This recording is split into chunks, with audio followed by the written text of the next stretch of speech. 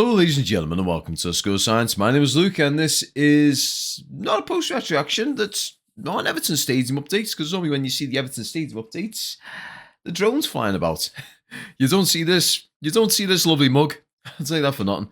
But yeah, so today we're actually doing something a little bit different. So today I'm going to be talking a little bit more like formations, tactics, formations.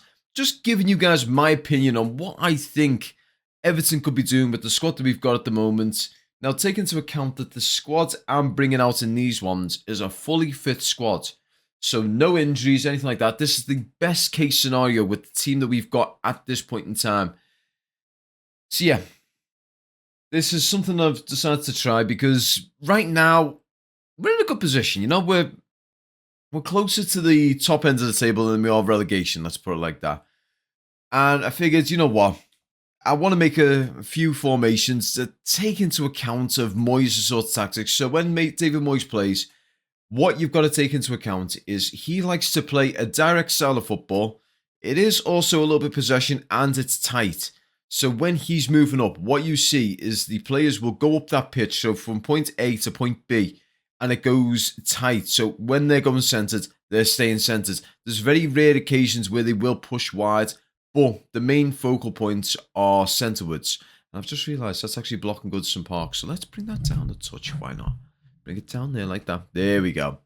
Also, if you want any of these, just take into account, these are in the description below, all these. So these are done by an amazing artist, Rob, who does the... Is it Forever Everton? I forgot them for a sec. There's two channels who I keep close tabs on, those being Follow Everton and Forever Everton. Follow Everton is a YouTube channel. Forever Everton is the amazing artist that we've got behind us. So Rob, who does that, he is a absolutely outstanding artist. So you've got all that sort of stuff.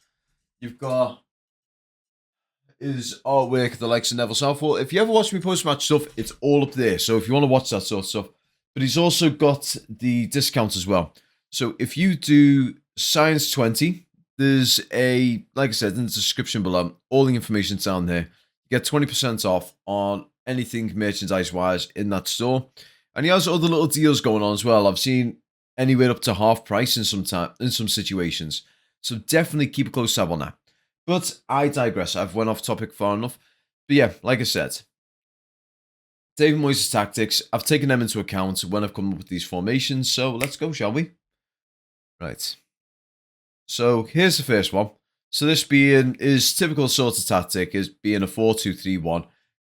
And as I said, this is a fully fit squad, and this is a nice little balance between a solid defensive team, but also a creative attacking sort of team.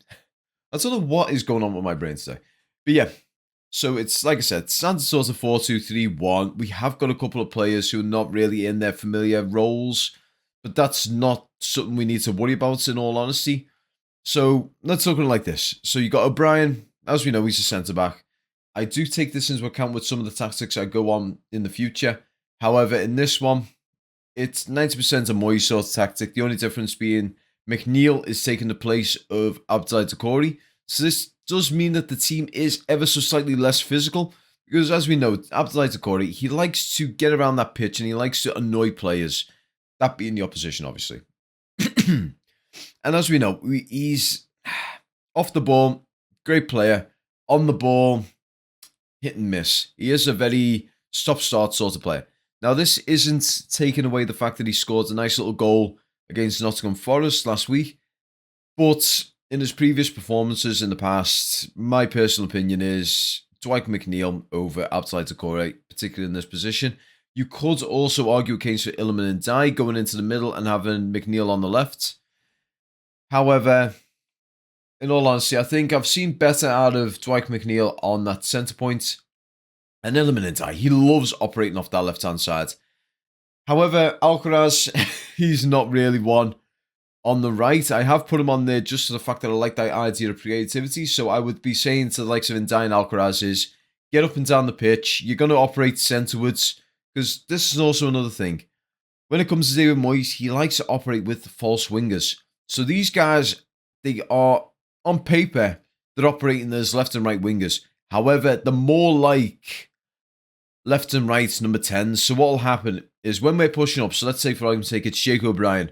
James Garner will come in, he'll come and assist Jake O'Brien, and they'll bring it up to the pitch. And then from there, Alcaraz will come inside alongside the likes of Dwight McNeil or Ilman and Dye.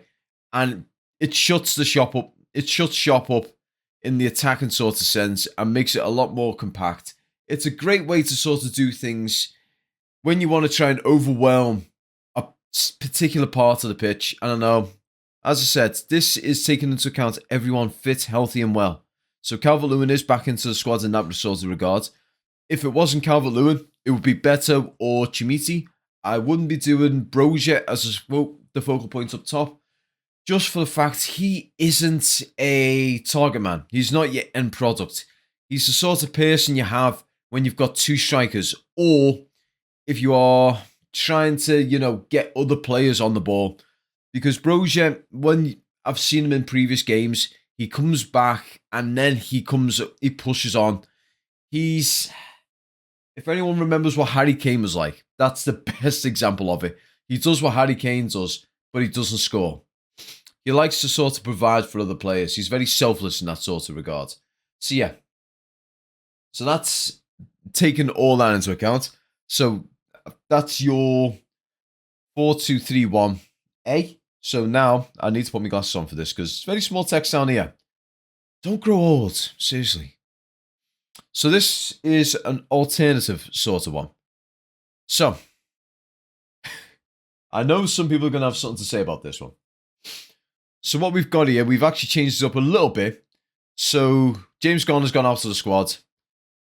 Alcaraz has come in. Now, some of you guys might be actually quick onto the point and actually said, hang on, why is James Garner's number wrong? I do apologise. I did actually have it right. I've made it wrong and I've corrected it. It was wrong in the previous one. I had him as number 11 when it's actually Jack Harrison who's number 11. I know he's number 37. I'm sorry.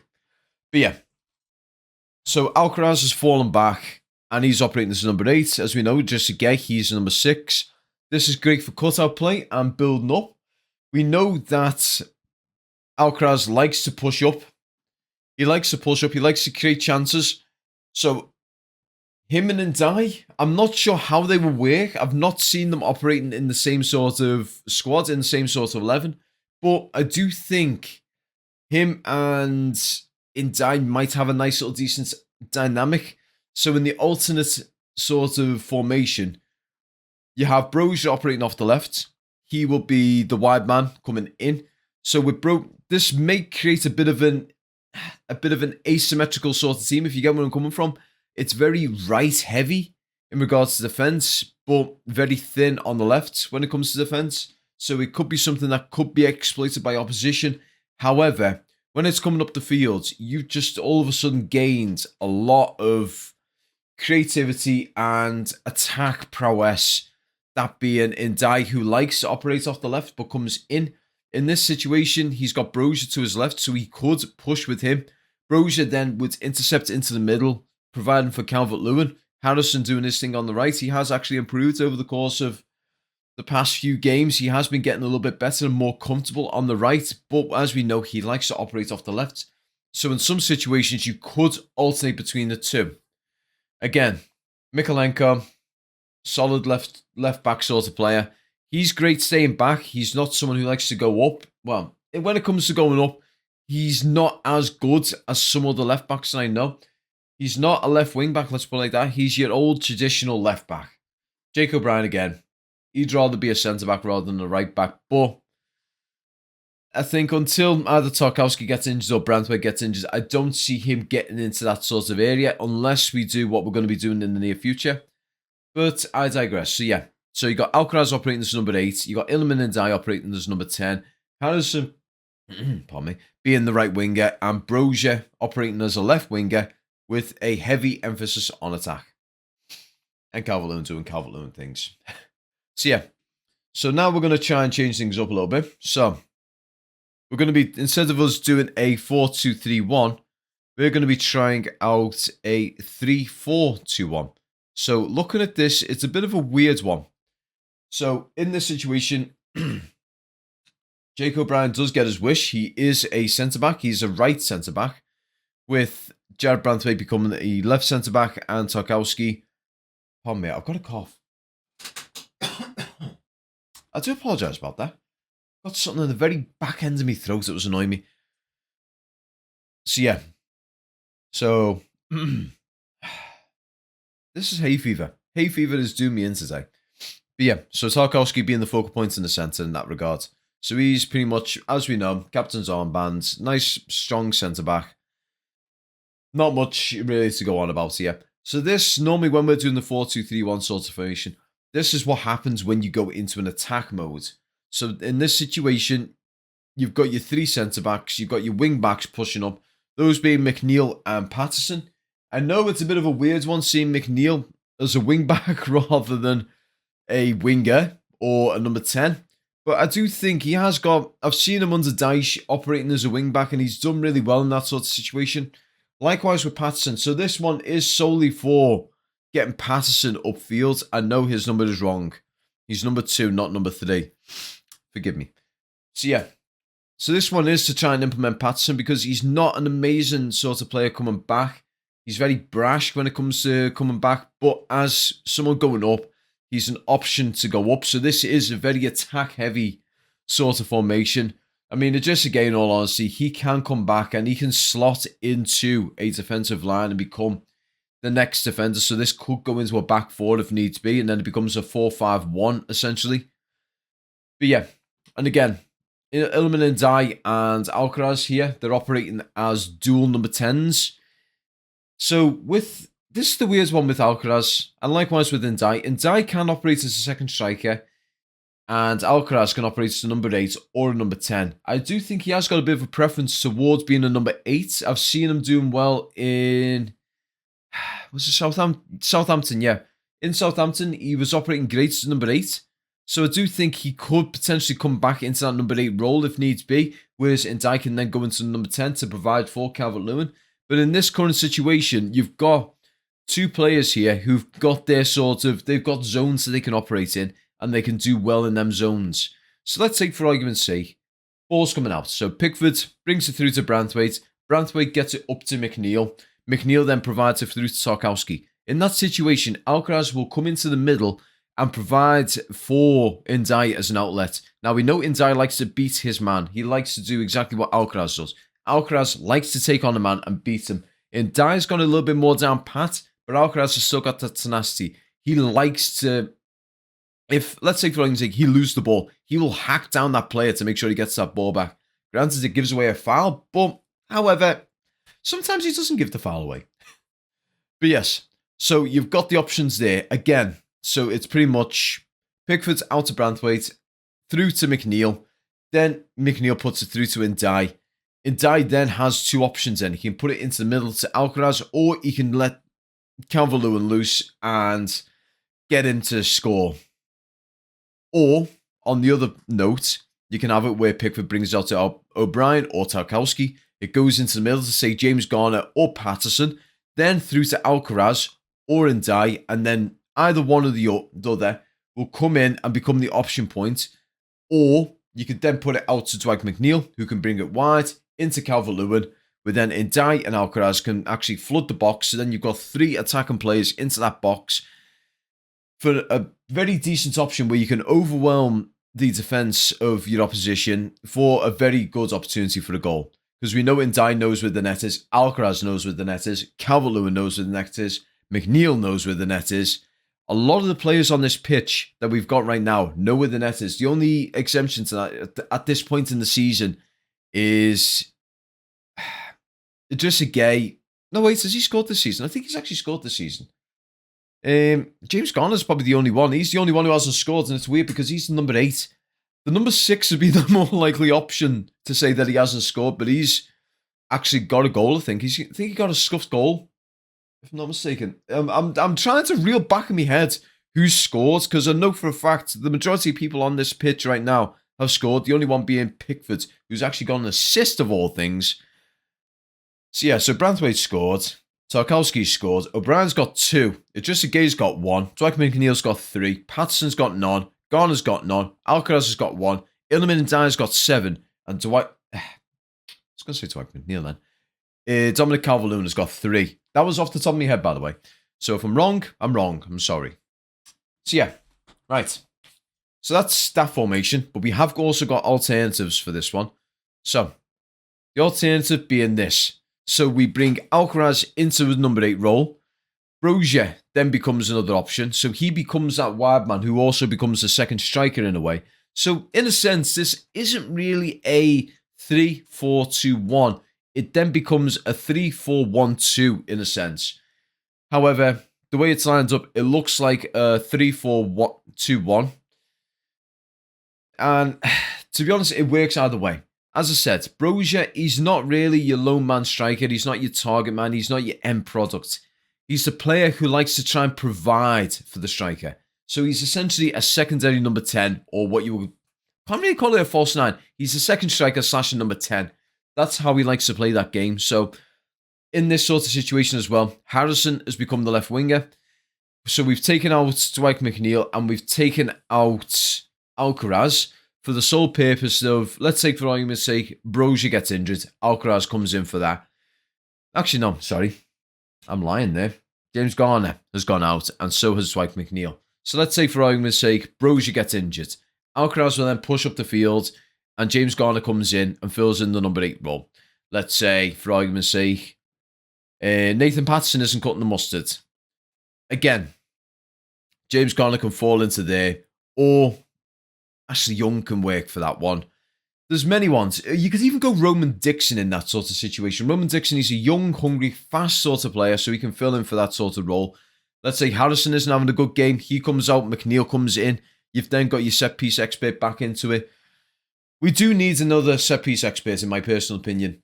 But one thing that is evident in this, and you can see this very much so, no Mikolenko in this sort of squad. As I said, he's a natural left-back. He's not really someone that you have that suits the this sort of role. This is a very attack-minded sort of role. This is the role that I would expect Roberto Martinez to sort of go out with. It's the football philosophy of, I'm going to score more than you. I will make sure I score more than you. That's how he played it. And this is what this would be. The only emphasis being on Idrissa Gueye. He would basically fall back into our back line to make sure it's an extra man. Likewise with Patterson, I would have him basically surging back like an absolute lunatic. And likewise with Harrison. That's the only thing. I've got Patterson, Harrison either side. So it really screws with your head when you're saying this sort of stuff on the fly. But yeah, so overall, you've got 4 formations there that I've worked with. 2 different tactics, but they all work in the Moyes sort of architecture. So it's tight football that moves up the field as almost like a solid unit. And every single one of these players is really good at cutting out play. Well, I mean, I say that. Basically, you've got 7 players on that pitch that are really good at cutting out play. That being Branthwaite, Tarkowski, O'Brien, Harrison, Gueye, Idrissa Gueye, sorry, Alcaraz, and Patterson. All those guys, their main role would be, if we are defending, you are going to intercept the play. You are going to cut it out. Because that's essentially what we did when it came to the Nottingham Forest game. We stopped them from making a lot of challenges, a lot of movement with the ball. Anytime the ball was in their possession, we hung off until they passed it, and then we cut it out. We stopped it from getting to that next player, and then we moved with it. It's very well drilled sort of tactic. It's a very difficult one to pull off, but the way we played it down to a fine art, and I think a lot of teams in the Premier League, because of the way they play these days, even though it's a bit of a mishmash of different tactics, one of these 2 sorts of formations will work very well against them. So we can cut out play, we can intercept. With Dwight McNeil being back, he's a great one for your set pieces and everything. So when it comes to corners, we've then got the height, that being Branthwaite, Tarkowski, O'Brien, Brozier. Ndai's fairly small. Dwight McNeil. Sorry, not Dwight McNeil, sorry. Calvert-Lewin. I don't know why I keep saying Dwight McNeil. Brain's just not firing today. It's late.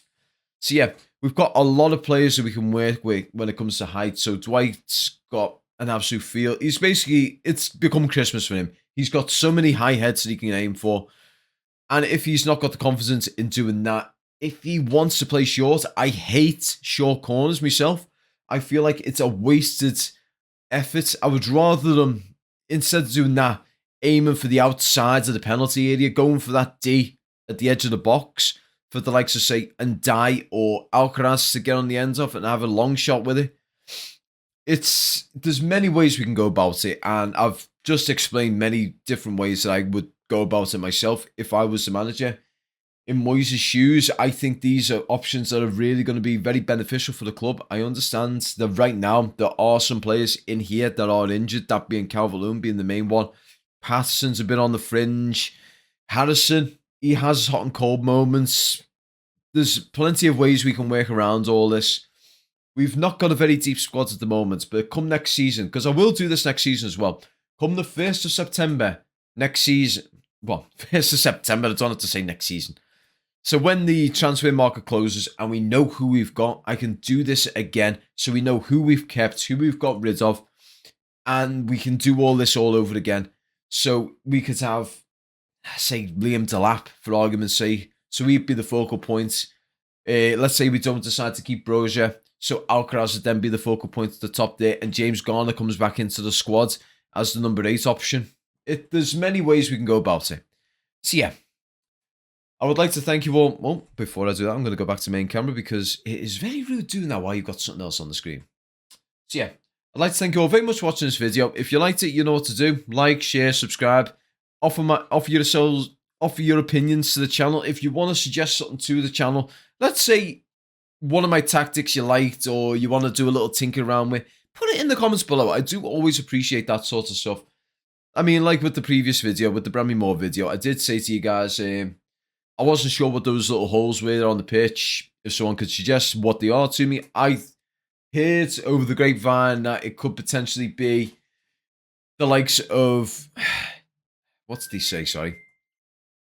He said either something to do with the undersaw heating or something to do with technology. It turns out it was a rugby goalpost for the Ashes game. I don't know why, but I completely forgot about it at that very moment in time. I completely forgot about it. But I was really glad that you guys actually said that because I'm now more informed and I greatly appreciated that. So stuff like that is always appreciated. If you don't like the tactics I did, you could say to me, Luke, what you did there, I don't agree with. I would rather us do a 4-4-2 or a 4-5-1 or a 3-3-3-1. Then by all means, put it in the comment section below. Like I said, I appreciate feedback. It helps the channel grow. Also, if you want to be like the guys that were over here, this is the problem. This camera's reversed so that you can actually see these properly, but it's reversed. So it does actually have it up here. We had all the people who are part of the Cup of Coffee tier. So if you want to be like those guys and get your name on the channel and you want to help contribute to the channel and just to allow me to do bigger and better things with the channel, like I said, I am sorting out some paint for this back wall. So it's going to go from being this navy blue to something different. I'm thinking a nice sort of, not dark grey, but like a sort of medium to medium dark grey. Just to sort of break the outline, because I do sometimes wear blue shirts. Also, I do like this. It is awesome. I do like these tops very much.